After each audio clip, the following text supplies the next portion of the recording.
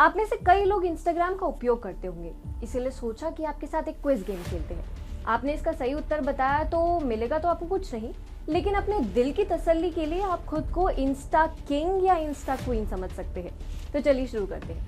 आपका पहला वर्ड है XOXO, दूसरा वर्ड है #OOTD, तीसरा वर्ड है #IG और चौथा शब्द है #F4F। अब आप में से अधिकतर लोगों को इसमें से 2, 3, सारे या शायद एक भी नहीं पता होगा। इंस्टाग्राम की दुनिया युवा, जंगली और स्वतंत्रता की दुनिया है। इंस्टाग्राम पर युवाओं का दबदबा है। इंस्टाग्राम ने कई लोगों को अपने लिए संपूर्ण करियर बनाने में मदद की है। किसी भी अन्य सोशल मीडिया प्लेटफॉर्म की तरह इंस्टाग्राम एक अच्छी जगह था। लोगों को वहां तस्वीरें शेयर करने का, एक दूसरे की पोस्ट पर कमेंट करने का और एक दूसरे की सराहना करने का अवसर मिलता था। लेकिन पथ से भटकाव तब शुरू हुआ जब इंस्टाग्राम ने स्टोरीज फीचर को लॉन्च किया। तब तक सोशल मीडिया पर यूजर्स की डेली लाइफ फ्लैश नहीं होती थी, लेकिन इंस्टाग्राम की कहानियों ने इसे आगे बढ़ाने में मदद की। स्टोरीज से लोगों ने अपने दैनिक जीवन का प्रचार प्रसार शुरू किया। आज उसी स्टोरीज से लेकर एक बड़ा भ्रष्टाचार का खेल इंस्टाग्राम पर चल रहा है। लोगों को फर्जी चाइनीज माल बेचा जा रहा है। लोग झूठे इन्फ्लुएंसर से भ्रमित हो रहे हैं। क्या है पूरा मामला, जानेंगे TFI के इस वीडियो में मेरे यानी दीक्षा नेगी के साथ। तो चलिए प्रारंभ करते हैं। इंस्टाग्राम में कहीं का राकेश, कहीं का रॉकी हो जाता है। ये फर्जीवाड़े की कोई सीमा नहीं है। इंस्टाग्राम में स्टोरीज का फीचर आने के बाद से सब कुछ बदल गया है। इंस्टाग्राम युवाओं में मनोवैज्ञानिक बदलाव लेकर आया है। आज कोई खुद असल जिंदगी में कुछ नहीं बताना चाहता, लेकिन हाँ, हर कोई इंस्टाग्राम पर प्रभावितों के जीवन का अनुकरण जरूर करना चाहता है। हर कोई जल्दी पैसा कमाना चाहता है और हर कोई दुनिया के सामने खुद को बड़ा दिखाना चाहता है। रील्स के साथ ही खतरा बढ़ गया है। आज अंतर इतना धुंधला है कि अकेले इंस्टाग्राम द्वारा एक नया जनरेशन गैप बनाया जा रहा है। माता पिता अपने बच्चों की गतिविधियों और इंस्टाग्राम पर कंटेंट नहीं देख सकते। अगर वे शायद अपने बच्चों की रीलों को देखते तो इस बात की पूरी संभावना है कि शायद उन्हें ब्रेकडाउन का सामना करना पड़ता। यौवन एक झूठ और एक असत्य जीवन जी रहा है और इंस्टाग्राम पर दूसरी ओर बेशर्मी से सोशल मीडिया सत्यापन के लिए इसे प्रदर्शित किया जा रहा है। क्या आप भी इंस्टाग्राम पर औसत दर्जे के लोगों को प्रभावित करने वाले के रूप में अपना आइकन मानते हैं? यदि नहीं, तो आप एक अच्छी जिंदगी जी रहे हैं, लेकिन यदि आप करते हैं तो अभी भी बहुत देर नहीं हुई है।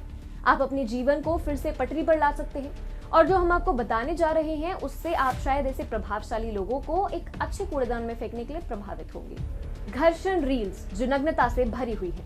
खैर, आज उस पर बात नहीं होगी। आज हम जिस बात पर ध्यान केंद्रित करेंगे वह है वाणिज्यिक घोटाला, जो ऐसे प्रभावशाली व्यक्ति बिना किसी डर के चलाते हैं और जहां खुलेआम कानून की अवमानना करते हैं।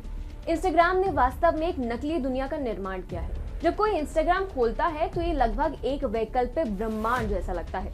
किसी भी समझदार उपयोगकर्ता के लिए सबसे बड़ी चिंता इस मंच पर होने वाली जबरदस्त धोखाधड़ी होनी चाहिए।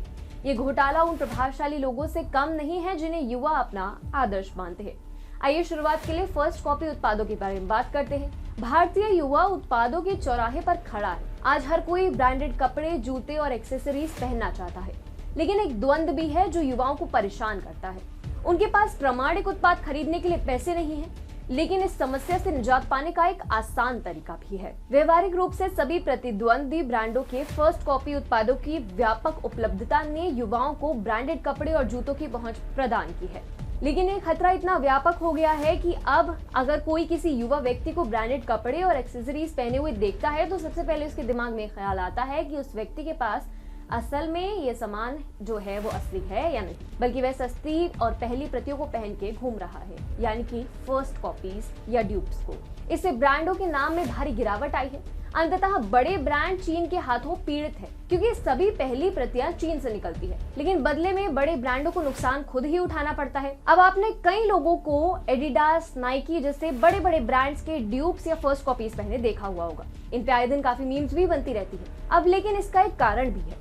बड़ी कंपनियों ने ही इन्फ्लुएंसर्स की मार्केटिंग को सनसनी बना दिया है। ऐसी कंपनियां खुद इंस्टाग्राम इन्फ्लुएंसर्स को पैसा देती नजर आती है। अनिवार्य रूप से बड़ी कंपनियां खुद अपनी कब्र खोद रही हैं। लोगों को ठगने में इंस्टाग्राम इन्फ्लुएंसर्स अकेले नहीं हैं। बड़े इंस्टाग्राम पृष्ठों पर जिनके सैकड़ों हजारों फॉलोअर्स हैं, वे भी लोगों को ठग रहे हैं। ऐसे पेज अक्सर अपने फॉलोअर्स को आईफोन्स के नवीनतम मॉडल्स देने का वादा करते हैं। आपने इंस्टाग्राम पर कई लोगों को गिव अवेज करते हुए देखा होगा।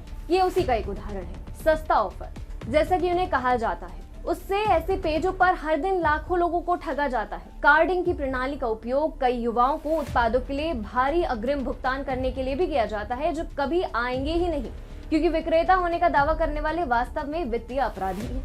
यानी वो आपसे पैसा ले लेते हैं लेकिन सामान कभी आप तक पहुंचता ही नहीं है। कार्डिंग किसी के क्रेडिट कार्ड के विवरण को चुराने और व्यक्तिगत लाभ के लिए इसका उपयोग करने की प्रक्रिया को संदर्भित करता है और ये एक अपराध है। इंस्टाग्राम अपराधियों का एक अनियंत्रित अड्डा है।